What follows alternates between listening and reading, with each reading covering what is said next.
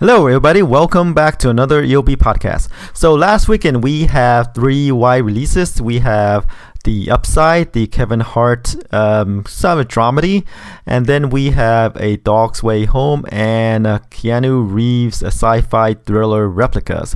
Let's see how those movies did at the box office. Alright, so let's jump right in. Coming in at number 1 is The Upside. It kind of upset Aquaman for the top spot with a opening weekend of 19.6 million. I said the movie could probably open somewhere between 20 to 25 million because, based on past Kevin Hart movies, that's what his comedies usually open to, but this is more of a dramedy kind of with some comedic elements to it. And co-starring in this movie with him is Bryan Cranston, who plays a very wealthy quadriplegic. He could move his legs, his arms, so he hired Kevin Hart, a parolee, to pretty much chaperone him around, and they both learn from each other and learn how to, heal each other, right?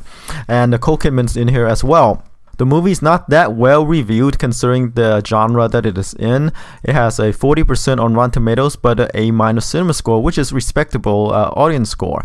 But critically, it's just not quite, doesn't quite measure up. The movie's directed by Neil Burger, who did Divergent and The Illusionist. So all in all, The Upside kind of underperformed my projection a bit at the lower limit of my range. I said 20 to 25, and The Upside pulled in about almost right there, 19.6 million opening frame for opening weekend. So just kind of right there for this movie. Alright, coming in number 2 is Aquaman. The movie finally fell to the second spot in its fourth weekend. It pulled in 17.3 million, 44% drop off from the previous week, and domestic gross is 287 million, and worldwide it crossed the 1 billion barrier at about 1 billion roughly, plus or minus a couple K here and there, with 733 million of that from overseas. It did really well in China, 284 million of that in China. And as a bit of a trivia, Aquaman is the first movie in the Zack Snyder era in the DC Cinematic Universe to cross 1 billion worldwide, worldwide. Wonder Woman didn't do it. The two Justice League movie didn't do it. Superman didn't do it. So Aquaman, surprisingly, did it. The character that everyone was laughing at its expense was actually the highest grossing movie worldwide of all the the superhero movies, DC superhero movies in the Zack Snyder era. Alright, number 3 is another of the new releases from last weekend. It is A Dog's Way Home. It is based on a book from the same author who did Dog's Purpose, who wrote A Dog's Purpose. It features the voice of Bryce Dallas Howard as Bella the dog. She is separated from her owner, played by Wes Studi, and the dog traveled around 400 miles to return to her owner. Ashley Judd is in this movie, as well as Edward James Olmos. I said the movie could probably open to about 15 million, and the movie did open to 11.3, which is a bit lower than what my projections, but hey, it's kind of there. So it's kind of close. Speaking of A Dog's Purpose, that movie opened to 18 million. It went on to make 64 million domestically and 205 million worldwide on a budget of 22 million. So I said it was a pretty good return, and a 15 million opening for A Dog's Way Home is actually pretty good. The budget is only 18 million. So it might not, I don't think, based on just the opening, right? I don't think it will match the numbers of A Dog's Purpose, but it's the movie cost 18 million, and it's the opening of 11 million is it's just there, and if it didn't match the Dog's Purpose numbers, it could be in the same ballpark. All right, Spider-Man actually bumped up a spot to come in number 4. Spider-Man Into the Spider-Verse. It pulled in about 9 million over the weekend, a 31% drop from the previous week. Domestic gross is 147 million, and let's see, worldwide it is at 302 million, with 154 million of that from overseas. The budget for this movie is 90 million, so it is actually a pretty good return, for this Spider-Man movie. And like I said in the previous podcast, this is Sony. This is good for Sony because it is expanding the Spider-Man brand, and it's just not about Spider-Man, Peter Parker anymore, about him being bitten by spider in the endless reboots that we got from the previous years, right? So Spider-Man, the brand is on a good track. When him teaming up with the DC Universe characters and the storyline, and they have another avenue, like so to speak, to exploit this Spider-Man brand, and it is with this animation that's focused on a teenager, Miles Morales, and African American, and like I say, another avenue to explore Spider-Man, the Spider-Man brand, even though it's not about Peter Parker. It takes place in the Spider-Man universe, or Ultraverse, multiverse, whatever, Spider-Verse. Yeah, that's the term, Spider-Verse. So there you go. All right, let's move on to number 5, Escape Room. It pulled in about 8.9 million in its second weekend, a drop off about 51% from its opening frame. Domestic gross is 32 million so far, and it hasn't opened that wide yet, so about 2.5 million from overseas, for a worldwide total of about 35 million. So Escape Room is about a group of strangers who are rounded up to play a game where you have to find clues to escape these various trap rooms, and if they fail to escape, they die, pretty much, get killed by whatever traps there are in that room. I said in the podcast that it was a very high concept, and I don't think the trailer did a good job of selling the movie, and I said it could probably open to about 5 million, but I was wrong. It opened to 18 million, and it continued to do well. The budget for the movie is only 9 million, so it's already making a profit here, and we'll see if it finds its way overseas to an audience overseas. All right, number 6 is Mary Poppins Returns. It pulled in about 7.2 million over the weekend in its fourth weekend. Drop off is about 55% from the previous week. Domestic gross is 150 million. And worldwide is 288 million, with 137 million of that from overseas. Reviews are good, 78% on Rotten Tomatoes and an A- cinema score. So audience and critics like it equally, and it's doing pretty decent at the box office. All right, number 7 is Bumblebee. This movie pulled in about 6.8 million in its fourth weekend, a drop off of about 49% from the previous week. Domestic gross is 108 million, and worldwide it is 367 million, with 258 million of that from overseas.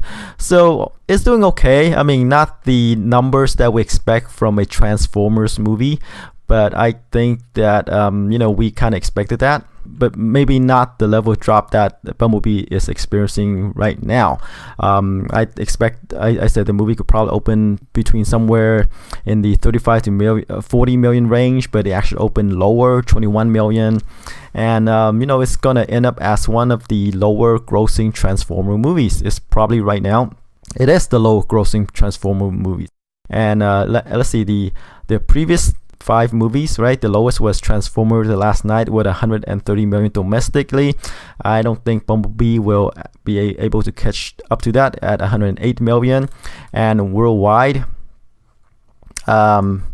worldwide it is actually at 367 million, and the lowest one above it is actually at Transformers The Last Night at 605 million. So yes, so I don't think Bumblebee is able to catch up, and it's probably going down as the lowest Transformer movies in the Michael Bay era so far, thus far.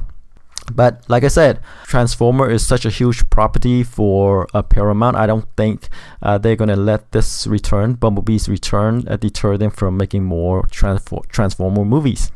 Alright, moving along, it's number 8, On the Basis of Sex. It is a movie about the Supreme Court Justice Ruth Bader Ginsburg.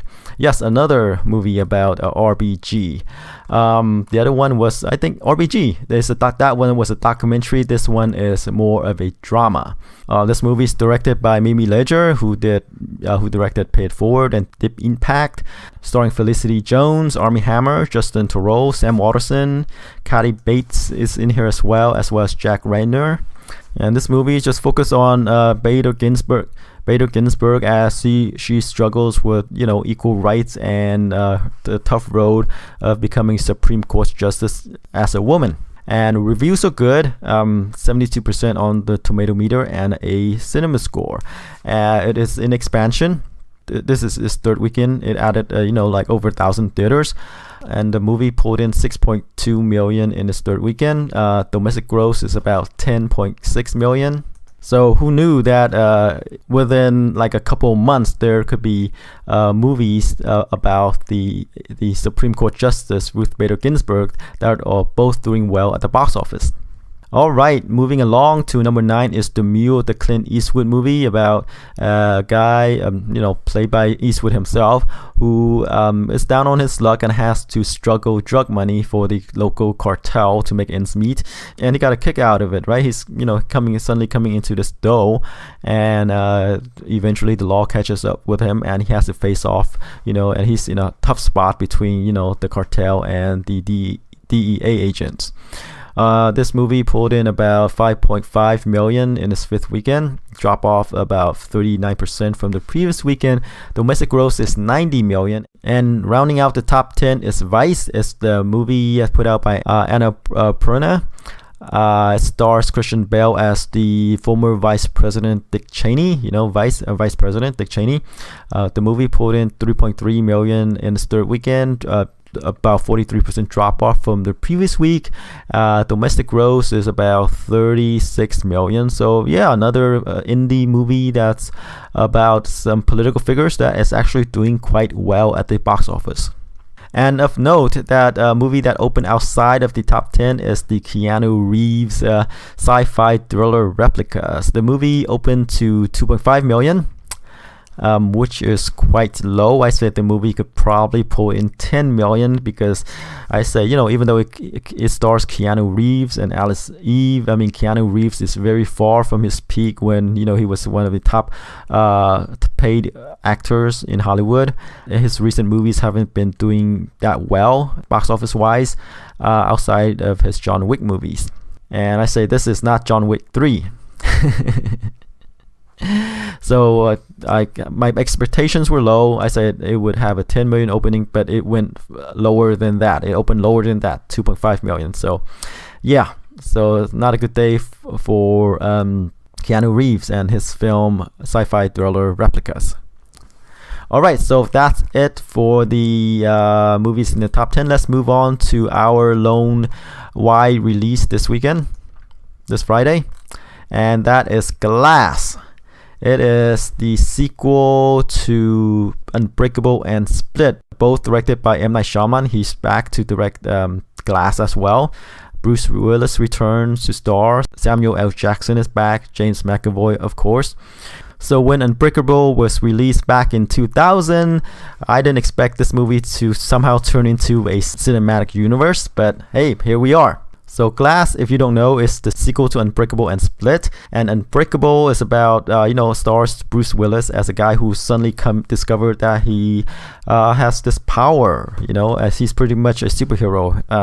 And Samuel L. Jackson is mentoring him, trying to push him into fulfilling his role. And in turn, he discovers his own purpose, which is pretty much a villain. And Split is about James McAvoy, who has a multi personality disorder, right? And he got captured, I believe, at the end of the movie, and Glass kind of builds up on that. And Glass, as you know, is as you may or may not know, is the name that Samuel L. Jackson took on at the end of the movie, right? Mr. Glass. So this one, he returns as the mastermind who frees James McAvoy and to wreak havoc. And Bruce Willis come out of retirement, I assume, to battle, I guess, James McAvoy's character. So I really like what M. Night Shyamalan has done to this series, right? It started off with Unbreakable. Unbeknownst to me and unexpected, I didn't expect this movie to become a superhero cinematic universe. It's, might be low budget, but I think it works. Unbreakable opened to 30 million. It went on to make 95 million domestically and 248 million worldwide. Split opened higher. Split open to 40 million, went on to make 138 million domestically and 278 million worldwide. The only thing to throw cold water over all this for Glass is the poor reviews right now. It is currently at this moment on Monday, January 14. The reviews on Rotten Tomatoes aren't that good. It only had 38% on Rotten Tomatoes. And I expect the numbers to go a bit lower, given that the reviews, the percentage tends to go lower rather than higher as more reviews comes in. But I could be wrong, since Rotten Tomatoes made their algorithm changes, right, to include more, I guess, common people, more blogs, more regular folks, so to speak, in the pool of critics to poll. But things might not be as dire for Glass because it does has like 2 previous movies to build upon, the halo effect from Unbreakable and Split. So this might be one of the movies that are review proof, critic proof. So I expect good things for Glass. So I think the movie could probably open higher than Split. So I expect Glass to open somewhere between 45 to 50 million, if not higher. Alright, so that's it for this week's podcast. Tune in next week to see how I did with my projections. Until then, take care. Bye bye.